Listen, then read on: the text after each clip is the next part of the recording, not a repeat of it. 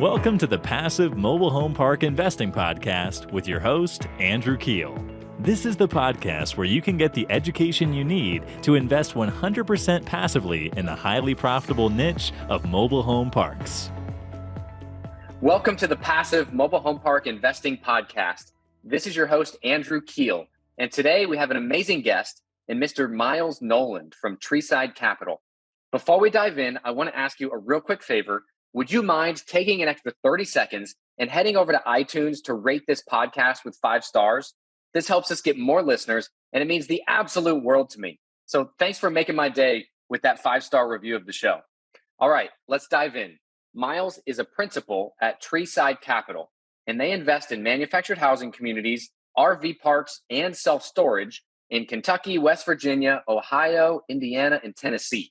They are based out of Cincinnati, Ohio, and currently own and operate around 1,300 units, worth around $33 million.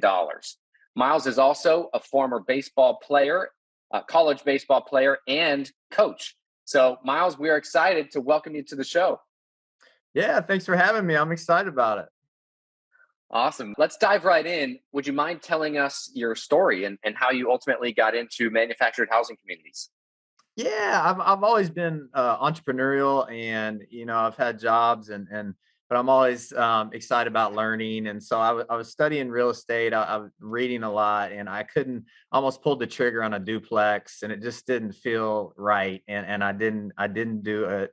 And I was studying. I've always been a little bit contrarian. So, and I had a pretty intense sales job at the time. So I didn't have a ton of time, but I kind of stumbled upon mobile home parks, and I really liked the unique, the moat that Warren Buffett talks about with the hindrance to parks being built, and the affordable housing piece of it, and just all the factors that I think we all kind of know that study the space and that are favorable, and just the shortage of affordable housing. So then I just went down the rabbit hole of books, podcasts. I mean, I didn't know what I was doing, and I had never invested anything except a personal residence. So I just studied a lot for a while on the side, and finally I got a little more time with my job, and I was just paying a guy in the Philippines, building up an owner's list. I was studying like crazy. And then I was just joining courses. Ryan Naris, Ian Tudor. I was in first one in their mentorship. I did the Sunrise with Kevin Bupp. They had a program. I did that. I did obviously the boot camp with Frank Ross. So I just kept putting money in and trying to learn and put money into this list. And I was doing some mailings and things like that. And then finally started doing some cold calling. That's when I finally got some traction. And so I think I had 7 deals under contract, in the span of about a year, and like every single one of them fell through. So it was a lot of frustration. And I was started off trying to wholesale because I just didn't know what I was doing really.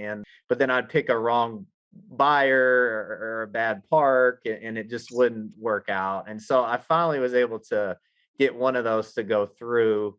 I finally had this one seller, it was about 5 hours away. He was ready to sign. He was like, but I need to meet you in person. So I drove all the way over there, and I get there, and he changes his mind, and I'm just crushed. Oh, no. I'm like, no, like I drove all this way, and this is really, so, but Yeah. he's like, hey, I got a friend of mine. He has a small park. He wants to sell. And I looked up, it was nowhere on my list. It was not on Google. So I called the guy, and he said, hey, I'll give it to you for what I bought it for 17 years ago. It's 180,000, 20 grand down, seller finance. And it was a 21 space park. I think he had like 14 occupied, and it was like all tenant owned, city water, city sewer. And I was like, really? Okay, great. 20 grand, so, so that was the first deal. And finally, I mean, a lot of years of spending money and pain and frustration, probably at least three to 4 years before I could actually close on a deal. And that was June of 2020. So not that long ago. And then all of a sudden it was kind of like just pushing a boulder down the hill. It was a ton of initial effort, but then once got that first deal, things started rolling a little bit.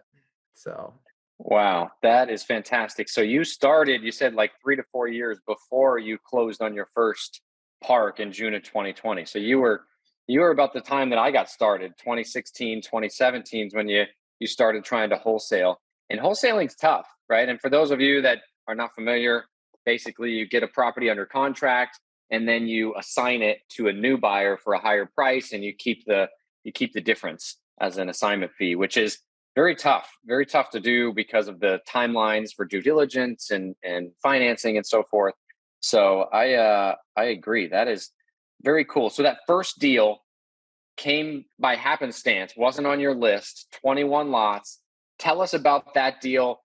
Once you bought it in June 2020, how did you use your own money? Did you raise money from partners? What, CapEx did you do? That'd be great. My partner Ryan Groney and I, we basically just bought that ourselves, and he had done a couple deals before me, but that was my first deal. So we wanted to try to, make sure we do at least one on our own before we start raising money from people. And it's been like one thing. It's almost it's like the law of small parks to where what can go wrong will go wrong, and then you don't have enough money coming in to really offset a lot of things. So I mean, there's been electric poles fall down, sewer water lines breaking, like road repairs, just one thing after another. It's kind of been a headache, Jeez. and we've actually lost a little bit. We've lost some money on this deal despite it was probably worth 275, 300 when we bought it, and we bought it for 180, and we still haven't come, so we're thinking about selling it pretty soon, and so that would be kind of the first exit, I guess, just to reclaim some capital. And it's been a headache, but it got me in the game, and we bought it right at the right price, and we have made it quite a bit nicer. A lot of repairs and things like that. We put Metron meters in there to submeter water, and so just done some things like that. So Fantastic. Tell us about Ryan Groney and your partnership, Treeside Capital.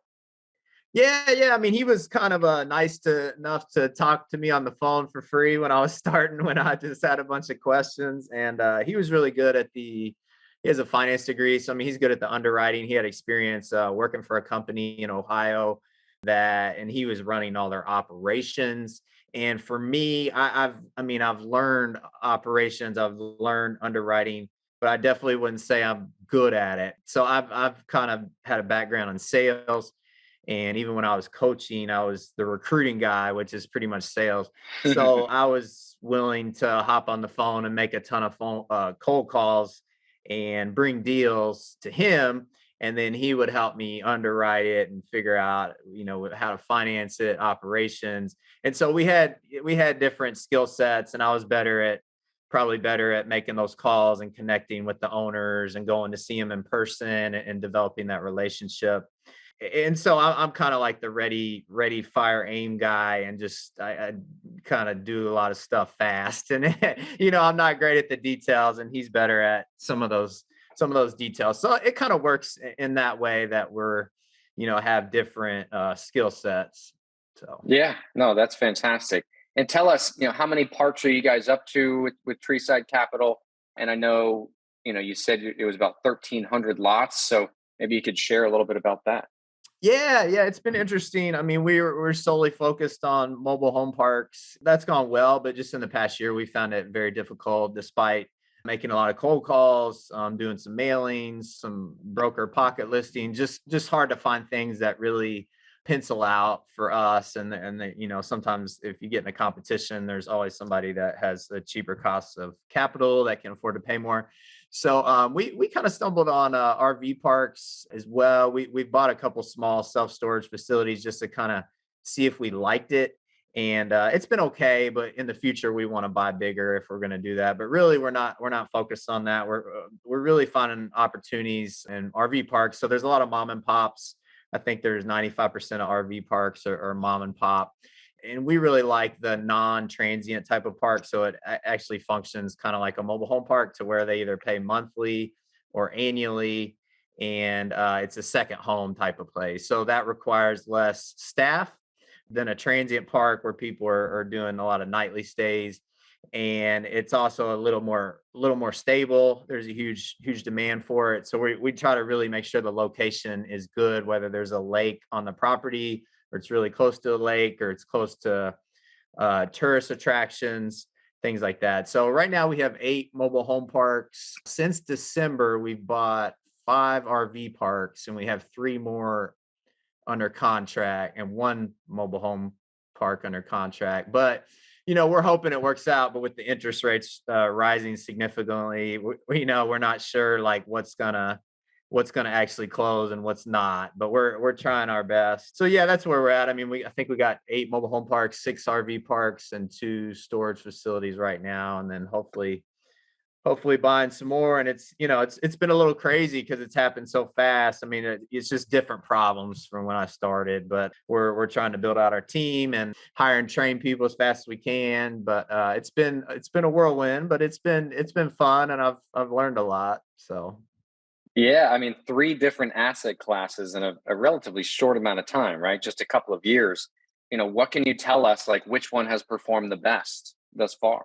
yeah, I would say mobile home parks are the most stable just because of there's a lot of people that know about it now, so it's gotten tougher. I do think the CapEx is a little bit more because if you have to, like, for example, one park we inherited was pretty rough. I mean, we've already demolished 10 homes at $3,000 a home. Now we have to find new or used homes. We have to pay to move them, to set them for each lot. So that obviously that's very capital intensive.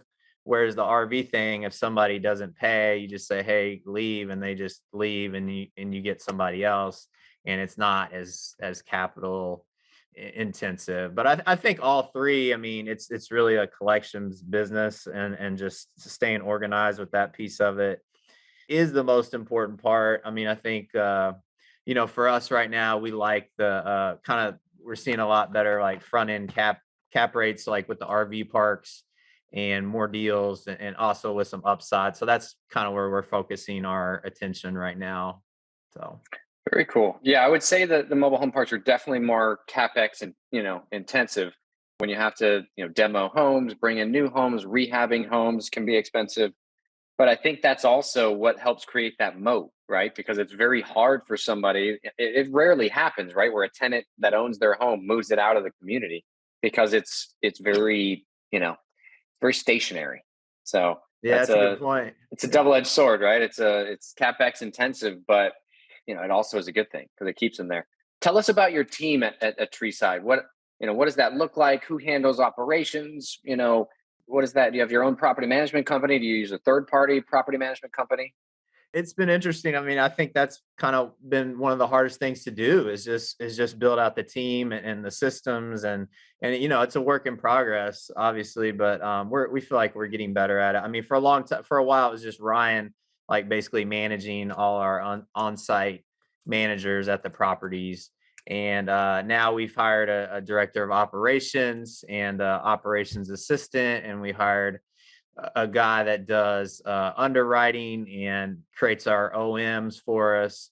And then we have about 7 people in through Upwork.com that we use in Southeast Asia that do a lot of things, whether it's SEO or building websites or building an owner's list or cold calling or just a number of posting on social media, just a number of things. And that's really helped us because as you know, like when you get started, the budget is not is not very large, so you kind of have to bootstrap and find different ways to do things. And so that's kind of what it looks like now. And we're definitely going to hire another operations person here soon.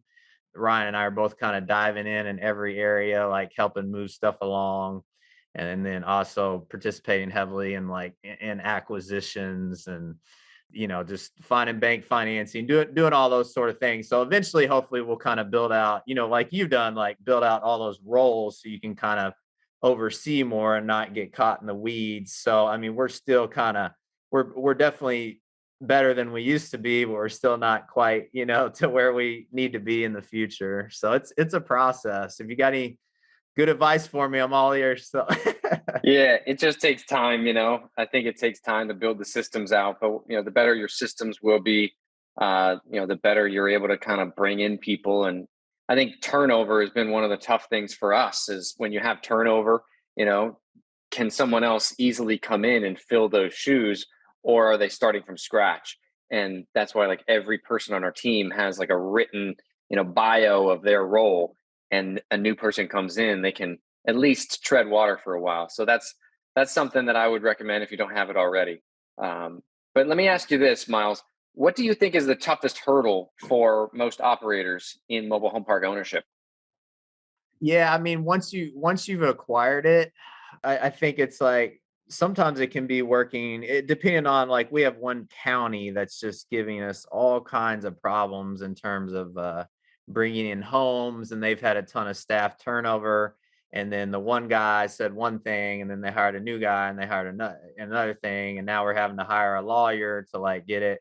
And so, like, depending on the county that you work with, that can be a colossal headache. So I think that's really worth diving into and due diligence. And sometimes it's really hard to figure that out. But also, I mean, I think just finding a quality manager for the property is really Mm, difficult because you're talking about a situation to where it's not a high paying job. You're having to deal with, at times some very unsavory tenants that aren't the best people to deal with.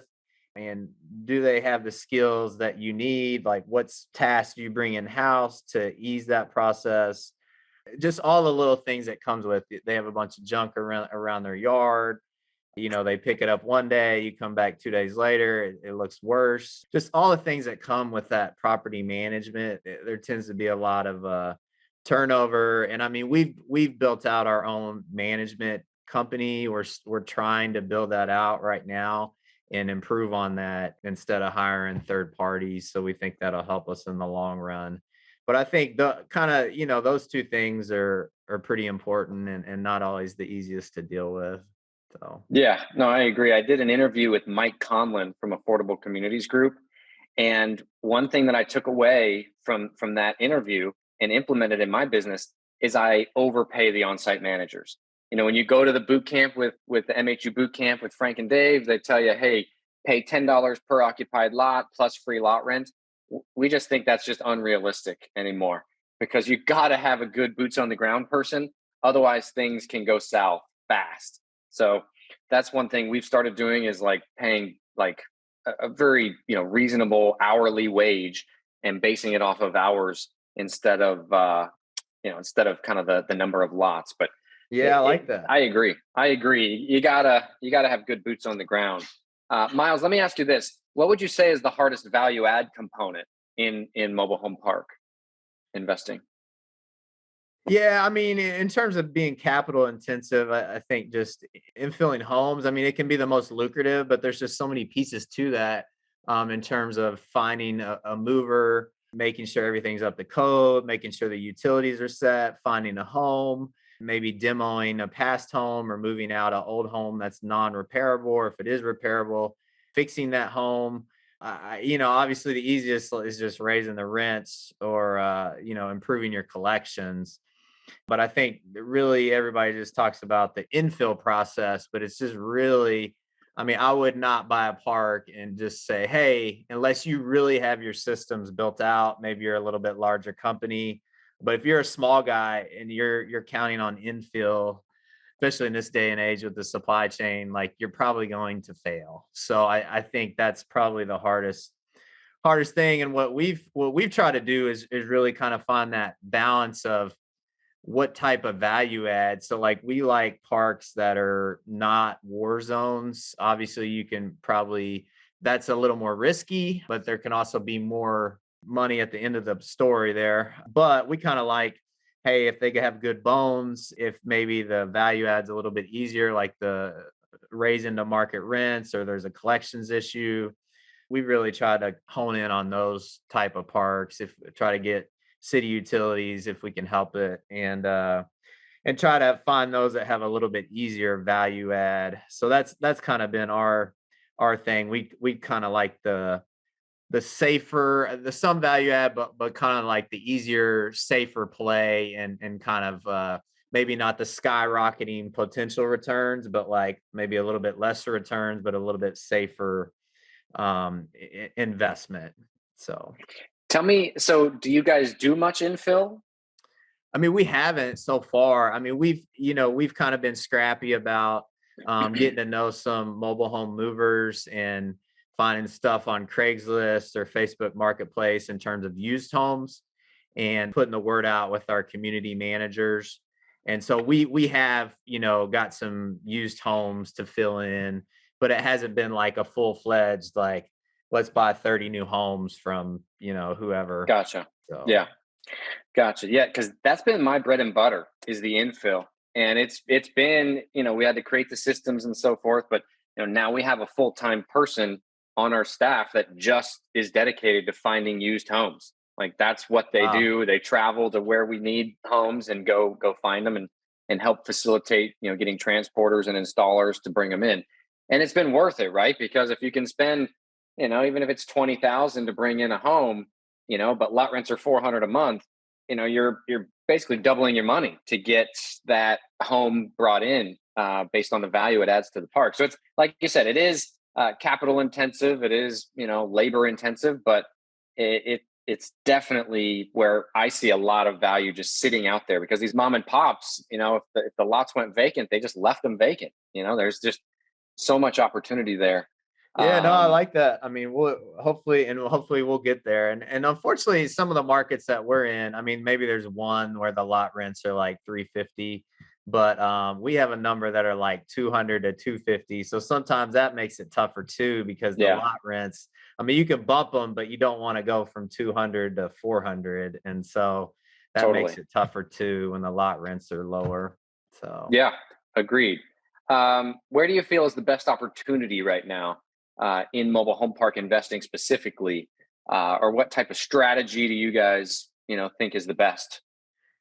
yeah, I mean, and do you mean in terms of being a GP or LP? I would say being a GP, like what type of parks do you guys take on? Is it the 21 lot parks that have some little value add, but it's in, fairly good condition? Or is it a bigger park with a lot of value add? What does that look like?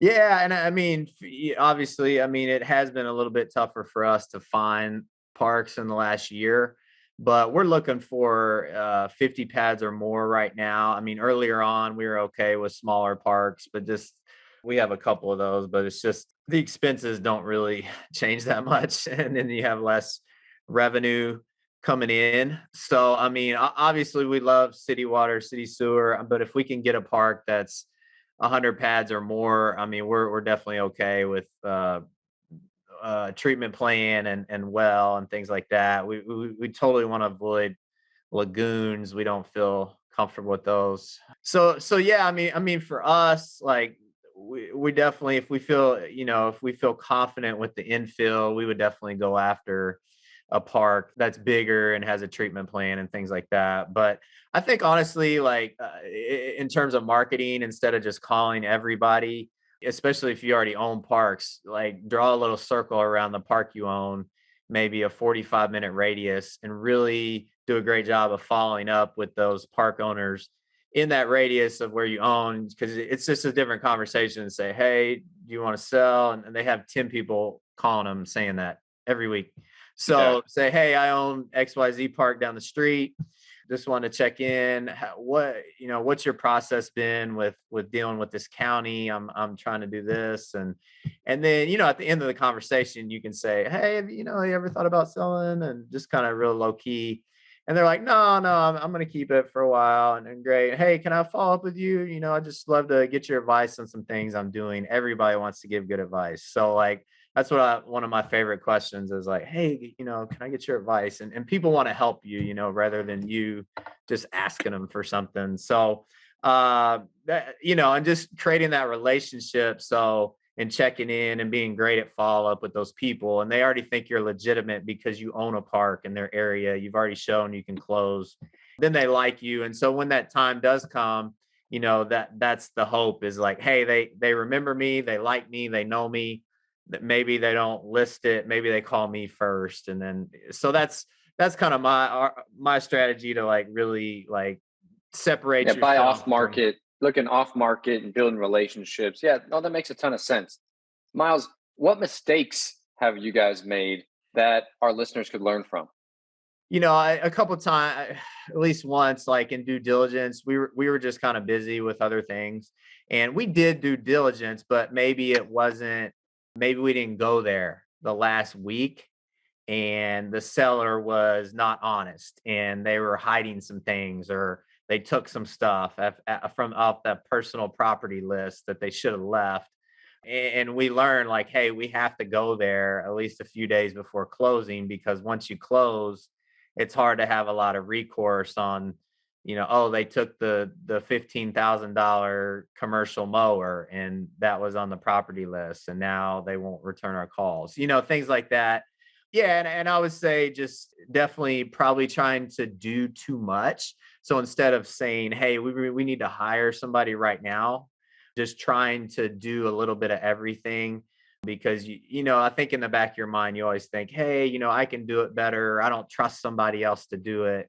When reality, if you're going to grow, you have to build out your team. So I think almost hiring somebody almost too soon to kind of help out, especially with the operations, is key, because if you get too much stuff on your plate, you're not going to be doing a great job at anything. So I think those two things, like we definitely learned from, and trying to, obviously improve on that in the future.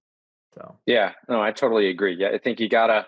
A lot of people always talk about how their management company loses money every month, and ours does as well, right? And that's why we get acquisition fees and things like that from deals we're doing to help offset that, because you're only as good as your team. And that has been, I mean, I remember when I had my first 5 parks, it was just me. I was opening the mail, I was writing the checks to mail, pay the bills for utilities and so forth. And it was just too much. And I look at that compared to today. I mean, we manage parks way better today with our 18-member team than we did back when it was just me trying to do everything.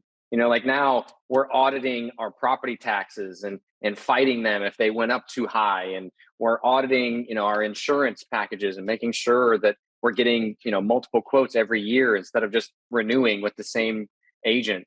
Little stuff like that adds up, especially when a dollar, right, in a 6 cap property, a dollar a month is really worth $200 in asset value if you look at it at a 6 cap value. So really, really good stuff there.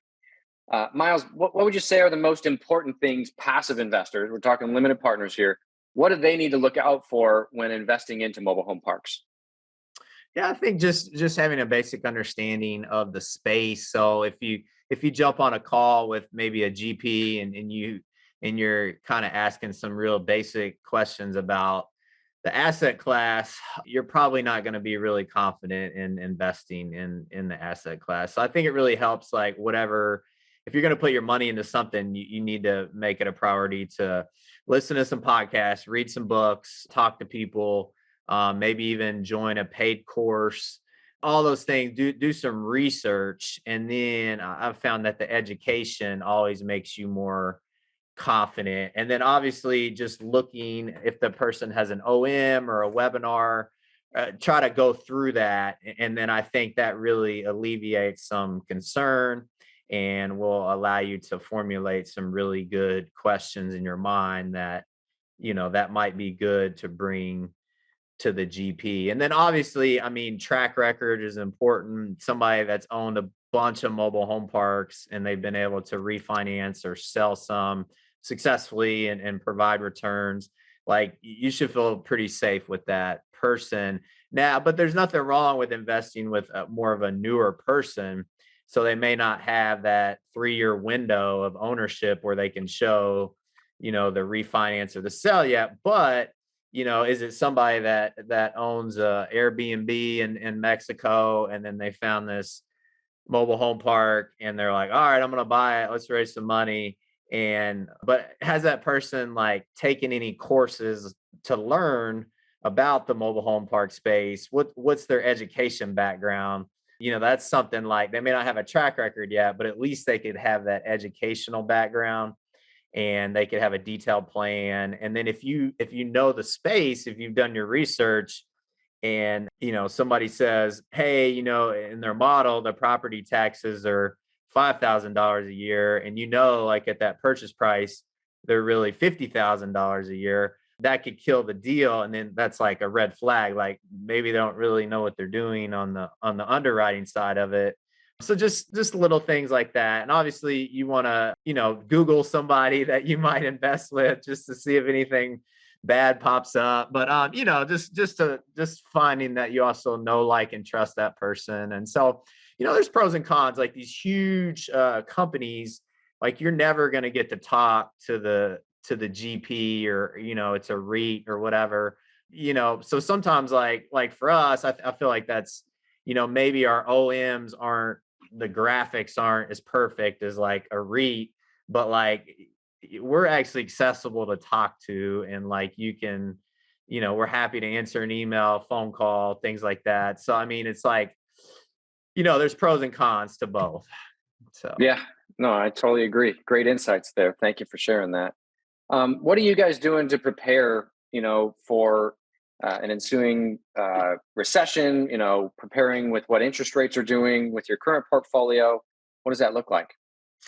yeah, I mean, we're starting to really look at. I mean, I think it definitely could slow down the acquisitions piece of it, which will obviously give us more time to really dive into the operations and the hiring and training. So we're looking at that piece of it, but also we're examining all our loans and looking at, we still have some time because we're newer. When are these coming due? Like, what are our plans? For those. How do we? We're not really. I mean, we're not 50% LTV, but we're not 10% either. Like we're in a decent space there, and I mean, we're just keeping an eye on those loans, and also, I mean, just with the RV thing, like the non-transient type of thing, we feel like that's safer. I feel like mobile home parks are safe, and so I mean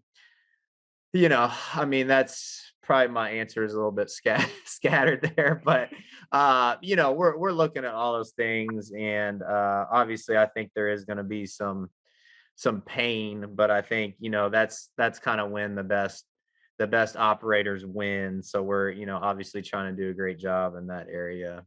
So Awesome. Awesome. Well, thank you, Miles, so much for coming on the show. If listeners would like to get a hold of you, what's the best way for them to do that?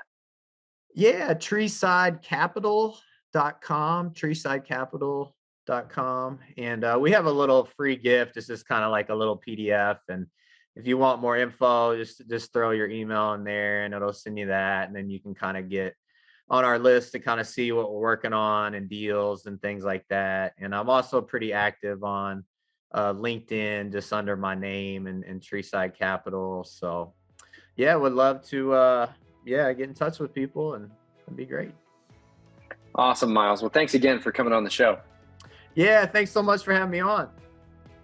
Awesome. That's it for today, folks. Thank you so much for tuning in. Would you like to see mobile home park value add projects in progress? If so, follow us on Instagram at Passive MHP Investing for photos and awesome videos from our recent mobile home park acquisitions. Once again, that's at Passive MHP Investing on Instagram. See you there.